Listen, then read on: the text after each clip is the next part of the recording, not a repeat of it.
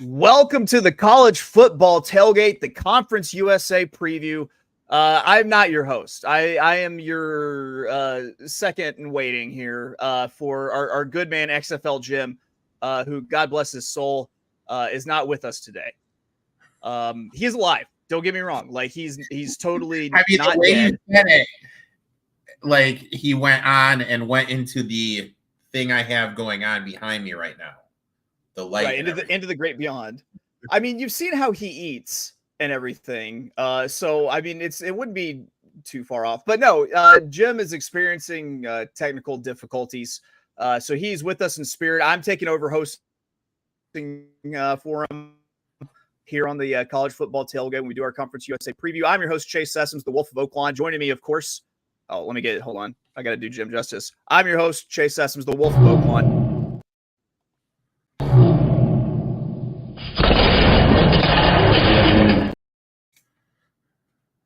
With me, Erik, Uncle Rico Magoo. Let's find what. Yeah. For the love of fucking football. There we go. Erik, how you doing today? Doing good, man. You know, sunny out here in Chicago. The rain has passed. And getting ready for some football, my man. Yeah, it's as we do these conference previews, I get more and more excited for the season coming up, and I was really excited because I did a pretty deep dive into Conference USA, our topic of discussion today. Overall, kind of, what did you think of the conference for this year? I have one team that I really, really, really like, and I got one team I found an interesting prop bet. If I could find it, I'd be interested in. I think there's going to be a couple. I know everyone knows Liberty is going to be good, but I think there's a couple teams that could surprise people with how good they could be. I'm kind of with you. I think there could be a couple of really big surprise teams, and there are a couple teams that really got the benefit of the schedule, which I guess happens in pretty much every conference. I've got just a general betting question for you. Whenever you're looking at these props and these futures where you're going to have your money tied up for the duration of the season, what kind of odds are like your floor odds, or does it depend? I want to get plus money. Like if I can get, like last week, I gave out Western Michigan over 6.5 at plus 115. I'm fine with that. Right. If it's a team I absolutely love and it's a minus 105, I guess that's the lowest I'll go. Yeah, so you're not going to get 75 cents back on the dollar. No, I won't for something that's going to last all season. No, I won't do that. All right, well, let's go ahead. Let's dive into Conference USA, and we're going to start off with FIU. That's right, Florida International University. Uncle Rico, what'd you think of FIU here? Who are they returning? Jenkins, who started 11 games last season as a freshman, is back and will be the starter. Obviously, him playing his freshman year, I expect him to take a huge step forward. Third team all-conference running back Lawrence should be in line for another stellar season. And the main thing is McIntyre has been adamant that this is the strongest, most athletic offensive line he's had in his time here. Now, they did lose their wide receiver 1 to Mitchell. A little worried about that because we always talk about how the quarterback and the wide receiver need to have that connection. You need to have that chain mover. But with how good this offensive line is and Lawrence coming back, I think they're going to be in a lot of third and manageable situations. And Jenkins is a mobile quarterback. Defensive line, they average some girth. They're going to be some big boys there. They added a couple pass rushers. I think they're going to take a big step forward. And the main thing is the defense going to be able to band-aid the loss of Martin. Losing Martin is huge. Secondary is deep. We'll need to be solid with losing Martin in the linebacker corps. They're going to have to pick up the coverage of the tight ends and the backs coming out of the field. I love this team. I think this team has offensive weapons. I think they improved on the offensive line, defensive line. They have a young mobile quarterback coming back, and they have arguably the best running back in the conference. I like this team. I got them at over 4.5 wins. Yeah, I mean, they did lose their top receiver. He's gone to Notre Dame. And you have an O-line that allowed 46 sacks last fall. If they've addressed that issue, then there's no reason to not feel bullish. Same thing with the defense. So the defense, you mentioned, a much needed Band-Aid. Well, they definitely needed a Band-Aid after allowing 33.8 points per game last season. They had a really hard time stopping the run in what feels like a run-heavy conference, but now they got the girth on the line. I'm with you. I'm bullish on FIU. I took the over 4.5 at plus 130. Let's go ahead. Let's take a look at the schedule here and see kind of where we're thinking about getting those wins and everything. They open it up with Indiana, Central Michigan, and Florida Atlantic before they have kind of an easy spot with Monmouth. What'd you have them through those first four? I have them 2-2.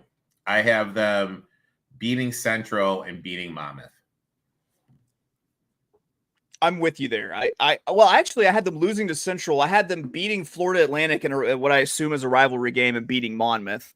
Then I had them winning another game against Louisiana Tech before they hit their bye week. I have them beating LA Tech too. And then they have a pretty rough stretch. Starts off with Liberty, which is a L for me. I assume a L for you as well. Correct. Then we have UTEP, Sam Houston, New Mexico State. Things get a little bit easier there. I think they probably go 2-1 through that stretch. I have them beating UTEP, Sam Houston, and New Mexico State. And then they finish it off after their second bye with Jacksonville State, Kennesaw State, and Middle Tennessee State, which they get a little breather at the end. They run into my darlings, Jacksonville State, right off the bye, though. I think they can. I have them beating Jacksonville State, but I have them losing to Kennesaw State. How many wins do you have them at? I have them at 1, 2, 3, 4, 5, 6. I have them at 7 wins. We see it the same. I'm 7-5 here, and I thought that maybe they had one of the easier conference schedules to kind of help them along the way. Yeah, I love. All right, on to the next team, Jacksonville State. They were 9-4. Oh, I was just saying I'm on Florida Atlantic over 4.5 too. Okay, yeah. And you know what? Jim was nice enough to phone his picks in for us. He's also on that over 4.5 too. So it looks like we're triple lockstep here. Now that means they're going to win Jacksonville State.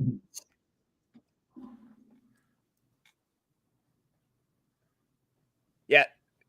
Let's make some money. Ask if we are. Yeah, we got a little bit of a lag going. It's okay. We'll get it figured out. So Jacksonville State, 9-4 last year. All I can say is all hail Rich Rod, the patron saint of grade 5 season total overs. Uncle Rico, what'd you think of Jayville State? I mean, I got to give you credit. You called this last year at the beginning. You said this team was going to be very good. You were all over their over. Credit where credit is due. Former Nebraskan great Logan Summers is going to be the quarterback. In my notes I will let Jim speak on him. I will speak for Jim. Logan Summers is not that good. So I'm a little worried about their quarterback position. They're bringing in Paul from Georgia, who's going to try to Band-Aid losing leading rusher Jackson. This is huge because they do have one of the better offensive lines in Conference USA. And as much as everyone will talk about Rich Rod's air raid offense, any year they've been good, they've had success running the ball. Obviously, the big question here is at the quarterback position with Smothers. They did lose Carter, who was their best wide receiver. I think they're going to lean heavy on this rush game to start the season. Maybe look to bet some Paul rushing props over. The key to the defense last season was Hardy and Swan up front. How are they going to handle losing Hardy? Is Swan going to be able to carry this undersized defensive line? In the middle of the field, they are losing their top 2 linebackers. DBs are stud. They could have the best DB unit in Conference USA. What's going to happen here? When you just take a step back, let's just take a step back and say they lost their quarterback, their top 2 rushers, their top 2 wide receivers, their best defensive linemen, and 6 of their 8 top tacklers. With all that being said, it's hard to believe they're going to duplicate what they did last year.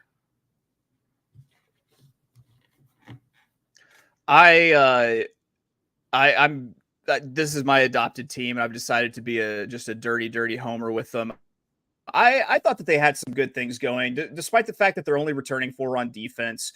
They do have that All-American guard Clay Webb on the offensive line. You mentioned Andrew Paul, the running back transfer from Georgia, who was good in reserve with Georgia. I assume will do fairly well in Conference USA. And I'm with you. I have starting quarterback as a question here. Their total set at 7.5. Oh, I forgot. They have the coolest name in football, J-Rock Swain, at the edge. I assume it's J-Rock. I don't know if it's his real name or not, but I like it. The total set at 7.5. Are you thinking over or under here? Oh, God. Right now I have them at 1, 2, 3, 4, 5. I have them. The ceiling for me is at 7. Uncle Rico, I have him at 9-3. I'm bullish again. Ooh. I think it's a win against Coastal, a loss against Louisville. I think they beat Eastern Michigan. I think they beat Southern Miss. I think they beat Kennesaw. I think they beat New Mexico, Middle Tennessee, lose to Liberty, beat Louisiana Tech. Tough game against FIU, beat Sam Houston, lose maybe at Western Kentucky. I think that this team goes bowling and goes to a decent bowl game while they're at it.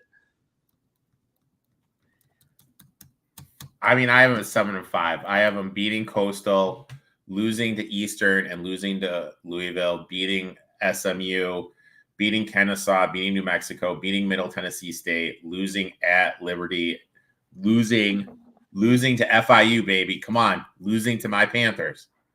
But I have them at 7-5.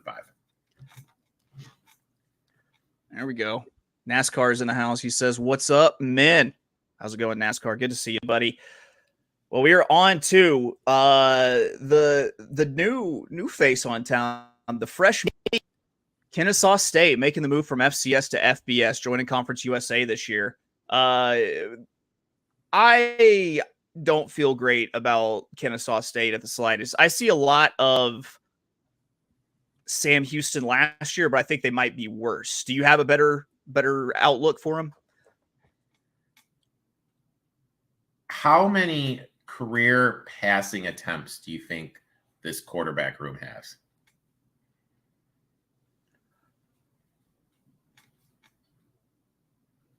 I'm going to say 0.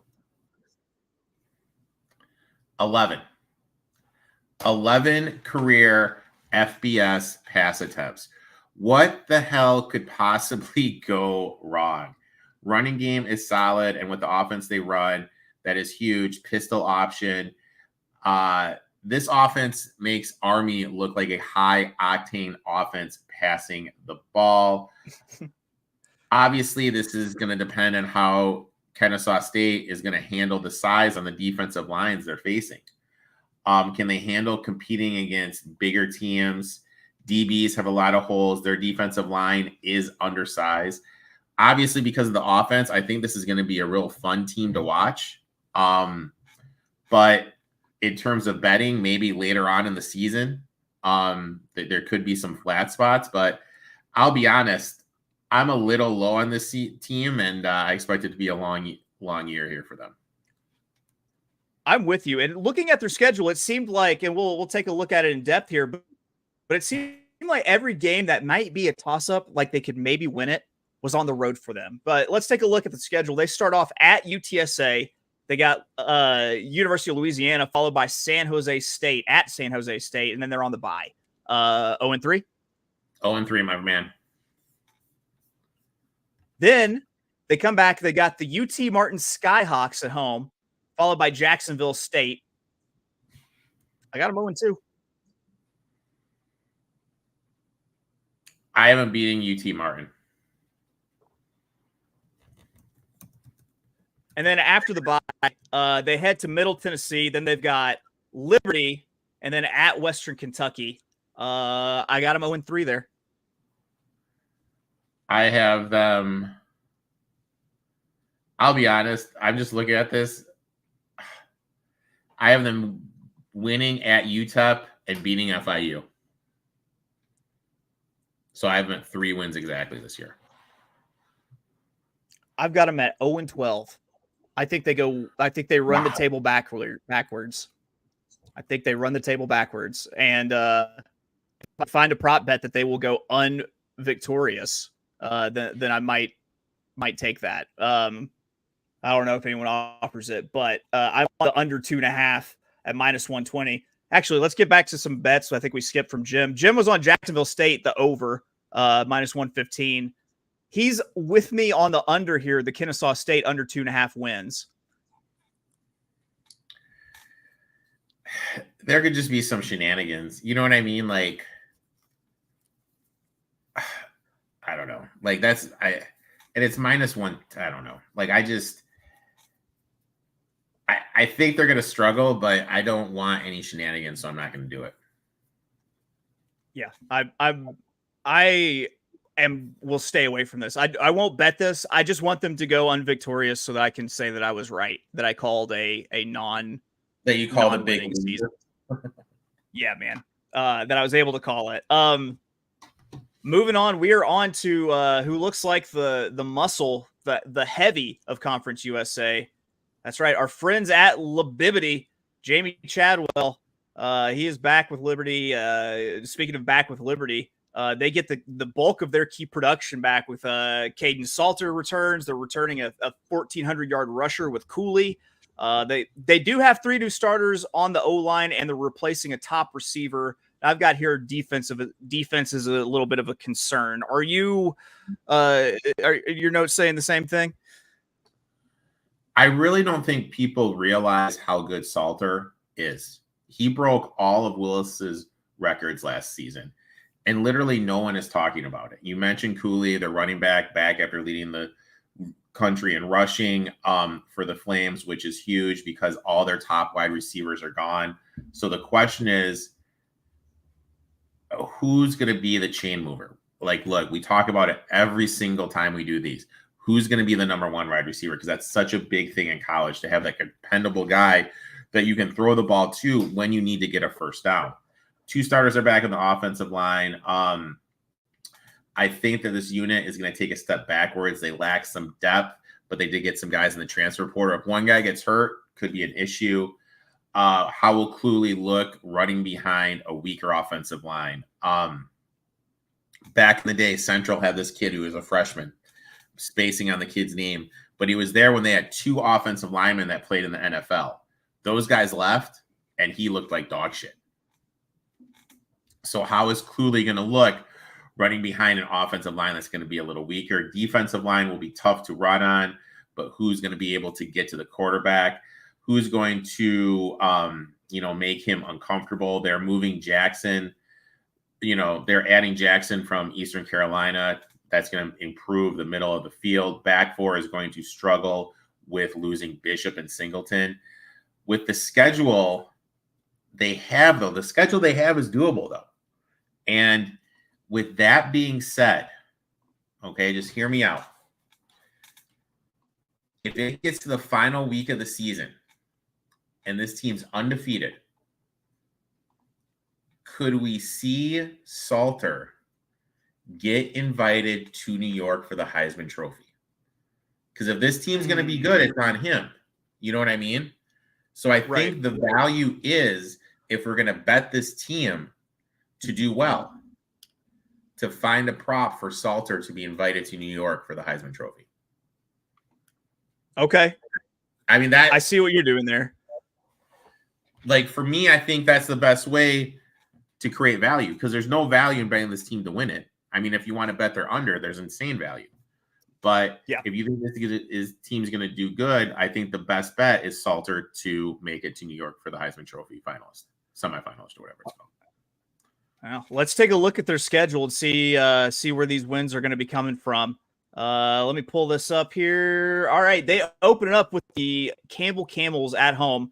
Then they head out west to Las Cruces at New Mexico State. They got UTEP, Eastern Carolina, Appalachian State, and then they hit their bye. I think they could easily be 4-1 through here with maybe a loss to Appalachian State. App State has some holes, I feel.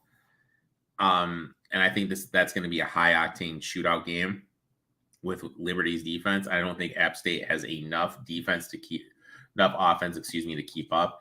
I actually have them going perfect into the bye. Well, off the bye, they get FIU, and then they get another bye. So they're off, on, and then off again. I've got them beating FIU. I have them beating FIU too. Then to finish it up, let's see. Their next 4 games, they've got Kennesaw State, Jayville State, Middle Tennessee, and UMass. I've got them 3-1 in that stretch with a loss to Jacksonville State. I have them right on the table. Yeah, running the table the rest of the way. This is my prediction, dude. Okay. They're going to be undefeated going to that last game at Sam Houston State. There's going to be a program that comes calling for Caldwell. And then what do we see it happen every year? When it's rumored, we saw it with Liberty when Hugh Freeze. Remember, there was all those rumors Hugh Freeze was going to leave, and they crapped the bet against it was at New Mexico or New Mexico State.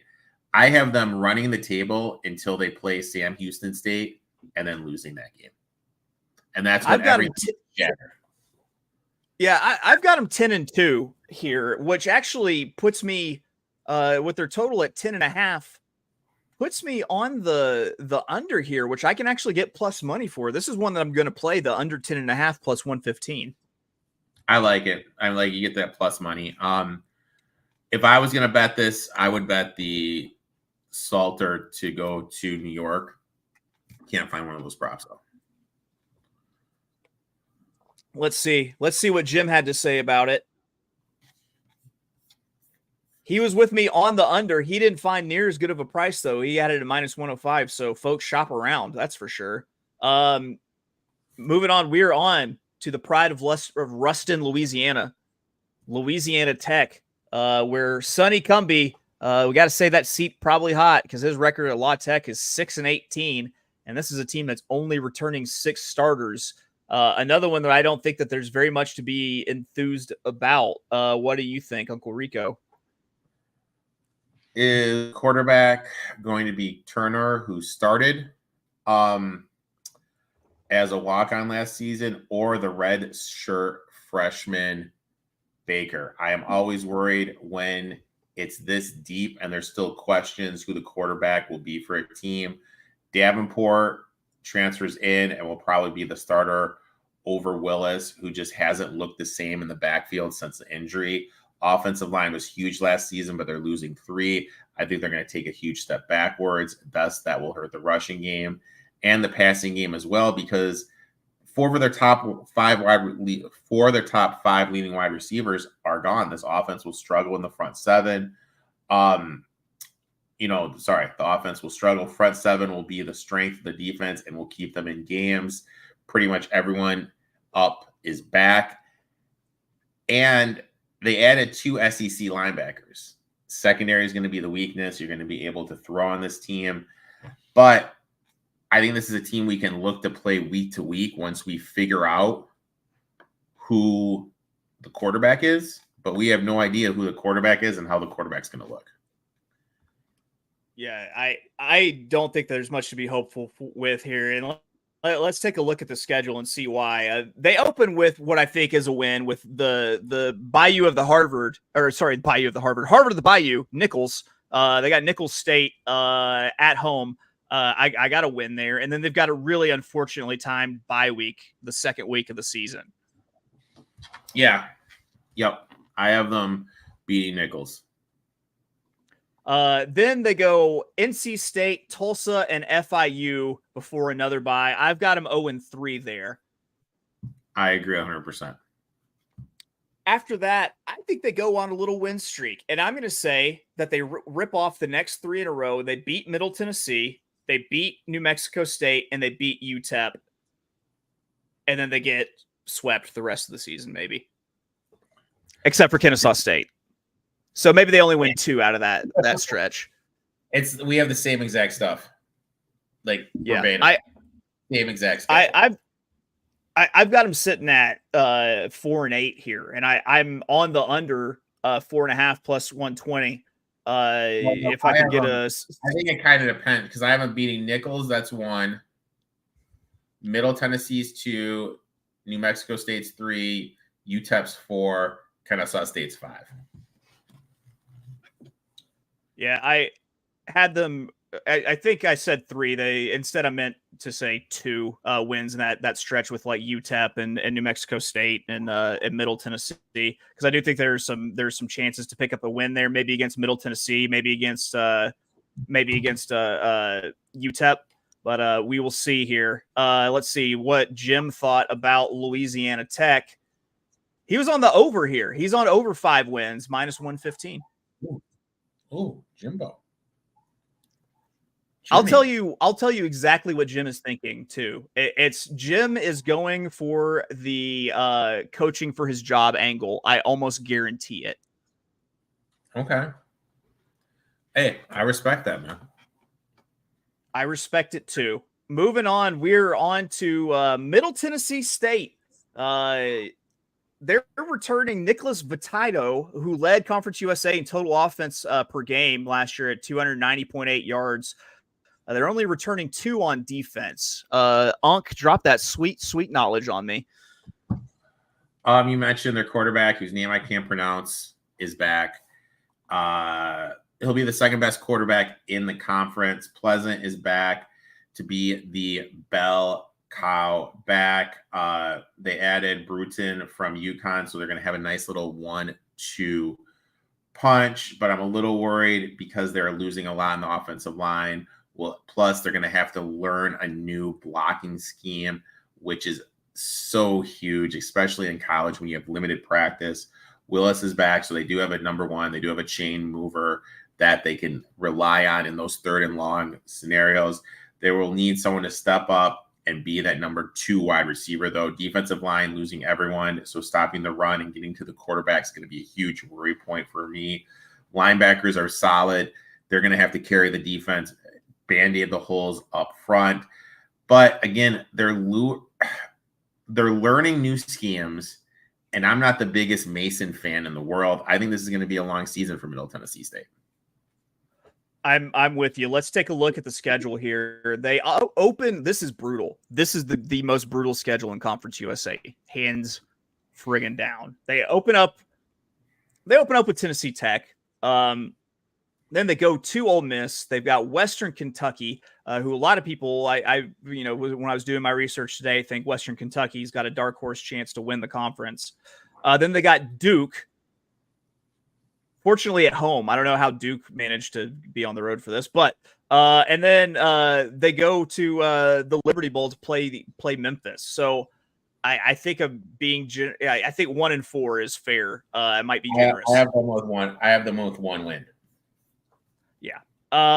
After that, we got Louisiana Tech, Kennesaw, at Jayville State, UTEP, and Liberty before their next bye. Louisiana Tech, I'm going to say that's an L for them. I'm going to say it's a win at Kennesaw State, loss at Jacksonville. I'll give them the win at UTEP and say a loss at Liberty. Yeah, I have them beating Kennesaw and UTEP as well. Then they've got their off, and then I think they probably just lose the rest of these games. I've got them 3-9 here, and I would be on the under as well. Which it seems like the Vegas doesn't know which direction to go with it because they've got it set at the total set at 4.5, and it's minus 110 on both sides, I believe. I have them at 1, 2, 3. I have them with exactly 4 wins. I have them beating New Mexico State. There we go. Speaking of New Mexico State, actually, speaking of Jim's pick, Jim's on Middle Tennessee. He's got them on the over, and not only over 4.5. He's got him over 5 here at minus 115. Oh, So wow. I don't know what is. All in.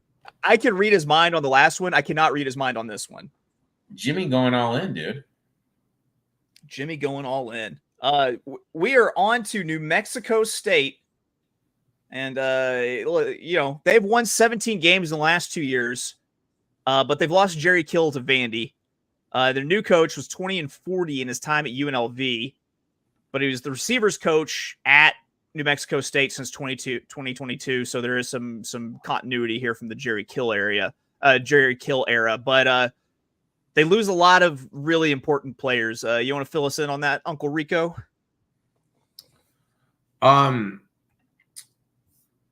No Diego, and he was everything for him last year at the quarterback position. No clear quarterback has taken the starter role yet, which is a huge red flag for me. The offense is going to fall on the shoulders of running back Watkins. They have an experienced offensive line, the best left tackle in the conference. So Watkins will be in line for a huge season.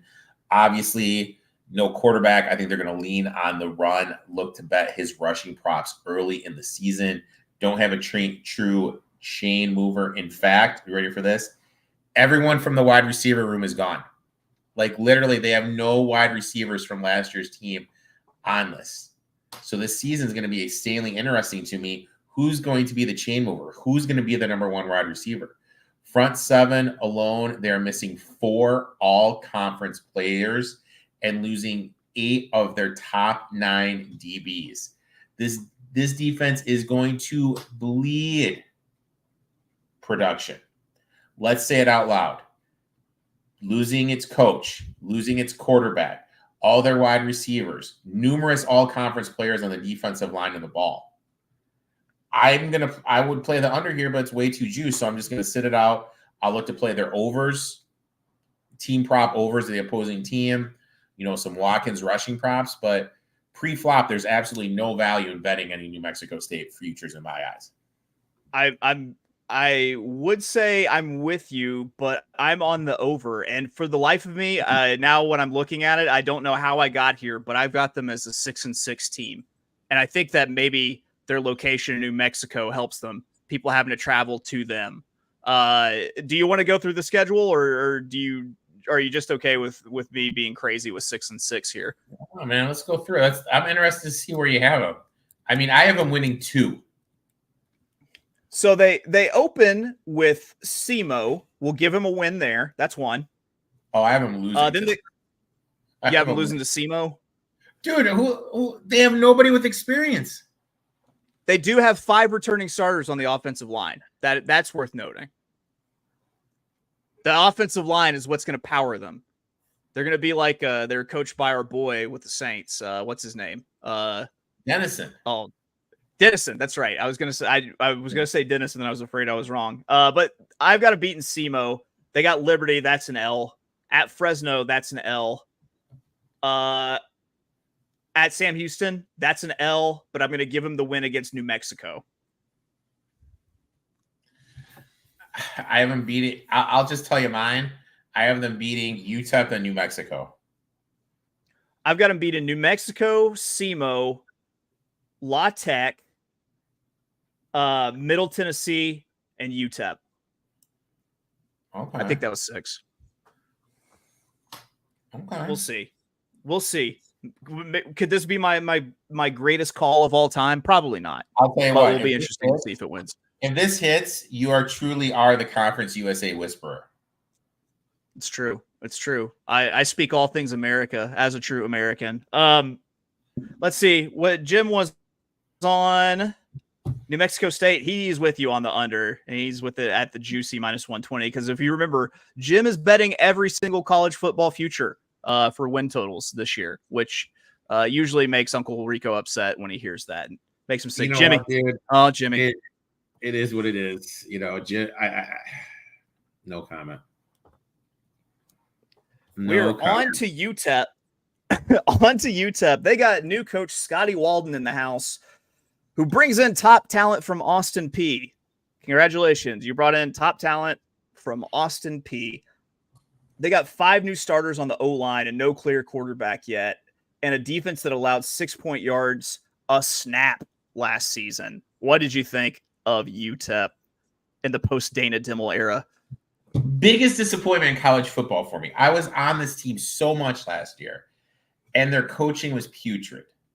McConnell, who showed a spark last season, but he was really inconsistent. They needed to pick it up for this team to be anything. With all the transfers at the running back position, Jackson from Austin P, who followed Walden over, will be the bell cow, which is easier said than done with all the starters on the offensive line gone. All their top wide receivers are gone as well. This is basically just an Austin Perry offense in UTEP uniforms. On the defensive side of the ball, they're losing their all-time sack leader, two all-conference players, will be installing a new system. I mean, what the hell could possibly go wrong here? It is going to be such a long season at UTEP because you're losing talent. You have players learning a new system, and the players that do know the system are getting a competition upgrade in playing teams in the Conference USA. I'm really low on this UTEP team. I think it's going to be a long season in El Paso. I'm with you too. Let's take a look at the schedule here. Starts off, they go and they take on our boy Jim's Nebraska Cornhuskers in Nebraska and Lincoln. Then they've got Southern Utah at Liberty at Colorado State. I'm being generous. I'm giving them the Southern Utah win. That's what I did, my friend. After that, they've got Sam Houston at home. Then they travel to take on Western Kentucky. They've got FIU there. I have them beating Sam Houston and then losing the rest of their games. I've got them beating, I think, Louisiana Tech maybe, and then losing the rest of their games. So I think we were seeing this the same way. I got them 2-10. I thought it was a brutal schedule and way too many questions. Yep, same way. I got them 2-10 as well. And we actually skipped Sam Houston, so let me give you Jim's bet for UTEP real quick, which he was on UTEP. He was on the under as well, under 4 wins, -110. We skipped over Sam Houston, so let's get back to them. Notable, they had bad luck in close games last year. I think it was 6 games they lost by less than 10 points. They got a defense that only returns 4 starters, and they were last in the CUSA in yards per play last season. But to their credit, they are returning 4 on the O-line. Bauer from CMU or transfer Watson from the JUCO level will be the starting quarterback. You know what I'm saying. I've said it multiple times this episode. If you don't know who your starting quarterback is by now, do you really have a quarterback at all? Drucker is transferring in from Memphis. He struggled there, but he's dipping back down. This was a kid that rushed for over 1,000 yards at NIU. Maybe the drop down in competition, we'll see him regain some of the magic he had running in the MAC. He's going to be running behind a much improved offensive line, so clearly there's going to be a chance to shine there. Humphreys, who was supposed to be their number 1 last season, is coming back from a season-ending injury. Is he going to be able to regain form to help whoever the number 1 quarterback is? If the offense can figure it out, it could be decent, but there's a lot of questions. Like I mentioned, Humphreys, is he going to regain his form? Who is the quarterback going to be? Sam Houston's defense was insane last season. Jackson is fully healthy. He's going to be one of the better defensive players in the country. But for me, the success of this team is going to depend on which is the quarterback can take control of the team. To me, this is a team where I feel like with every other team, you and I are pretty in agreement where there's like not that much between their floor and ceiling. But I feel with this team, there's a huge difference between their floor and ceiling depending on what the quarterback can do. Let's go game by game here. They opened it at Rice. I've got that as an L. I got that as an L as too. And then at UCF and at Hawaii, I've got them 1-1 in those 2 games. Dude, KJ Jefferson is gone, dude. I had no idea he left Arkansas. Yeah, he's at UCF now, which is hard because I really can't hate KJ. I really don't have any hate in my heart for KJ Jefferson, but he's at a school that I absolutely despise, playing for a coach that I absolutely despise. I think Sam Houston loses this. Yeah, I think they lose it, but I'm going to give them the win the next week against Hawaii. I have Hawaii's coming off a bye, so I have them. I have Hawaii.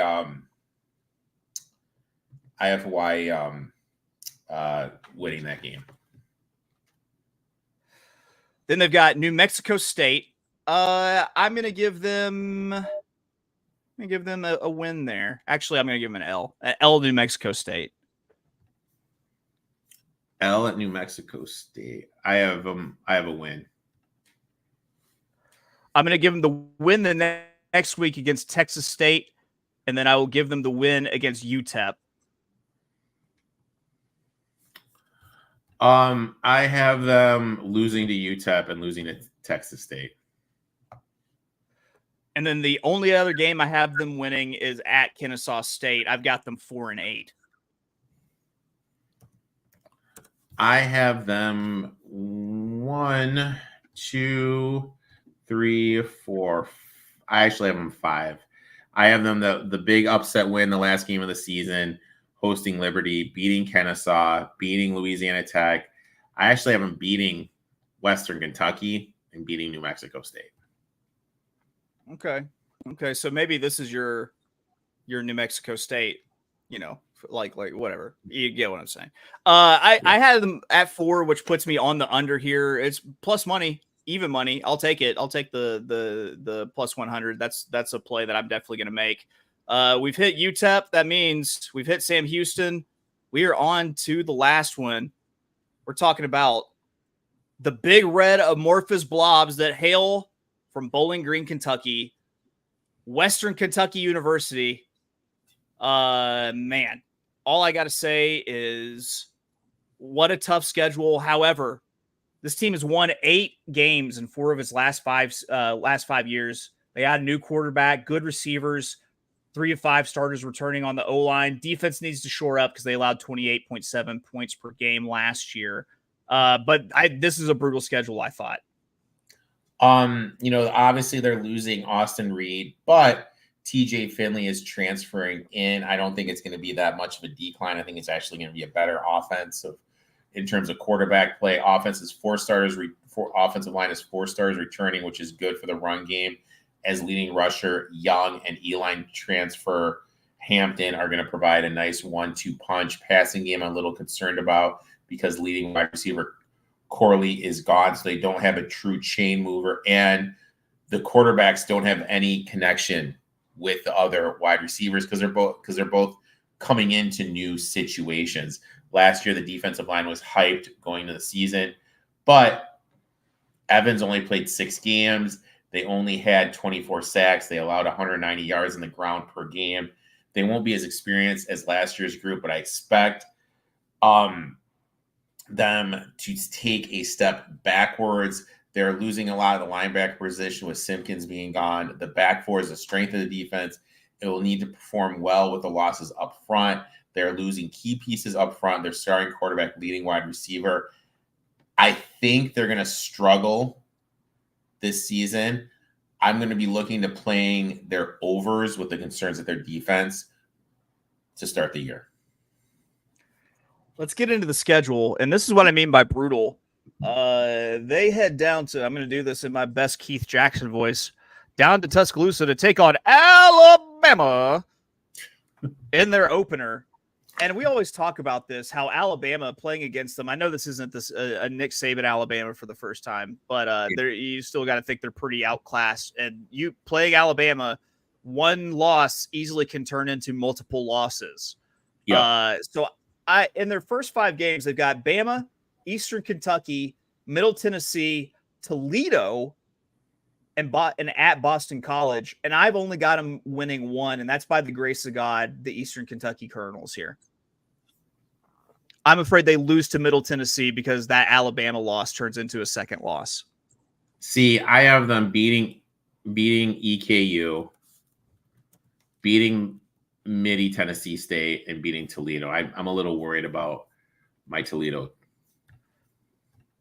All right, so you've got them 3-2. I've got them 1-4 heading into the bye week. After the bye week, they go to UTEP. That's a win. I haven't beaten you. And then they go to Sam Houston. I'm gonna give them the win at Sam Houston. I gave them an L. And then they got Kennesaw State off the bye. I'll give them the win there, of course, because I'm giving everyone a win against Kennesaw State. And then after that, they've got at New Mexico State, which is tough in November, Louisiana Tech, at Liberty, and then my darlings, Jack State, the Gamecocks to finish it off. I'll tell you what, I finished off with them 5-7 here. I think this is a down year for Western Kentucky. I have them with 8. 1, 2, 3, 4, 5, 6, 7, 8. Oh, I have them with 9. Sorry, I have them with 9. I was able to piece together 9. I think they beat UTEP. I think they beat Kennesaw, New Mexico State, Louisiana Tech, and I think they beat your boys, Jack State, at the end of the season. How dare you? You monster. But it's a home game. You know what I mean? Jack State will be locked in. You know, it's just one of those things, dude. I feel you. Well, let's talk about, let's get some Jim picks in here. Western Kentucky, he's on the over, minus 140. He's also got a couple Conference USA champion picks here. Let's lead it off with Jim's picks. His first one, he's taken FIU at a juicy plus 10,000. That's right. To win CUSA. And then he's got Western Kentucky at plus 450 to win Conference USA. I like both those. I just played the over. I played the over 4.5 for Florida. I played the over 4.5 for FIU. I ended up on that same over 4.5. I was on under 10.5 for Liberty at plus 115. I was at under 4.5 for La Tech at plus 120. I was on the over for New Mexico State, 4.5 plus 115. And then I was on the under for Sam Houston, 4.5 plus 100. And then my two actually didn't make sense. So I'm going to scratch one of these and find the odds on another one. Who was it that I had? I was going to say I had I've just got one. It's going to be Jacksonville State plus 500 to win it all.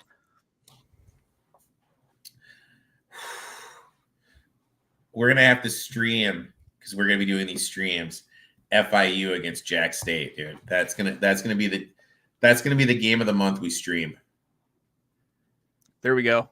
That's a big one because we all like FAU, and it's just my foolish pride with Jack State.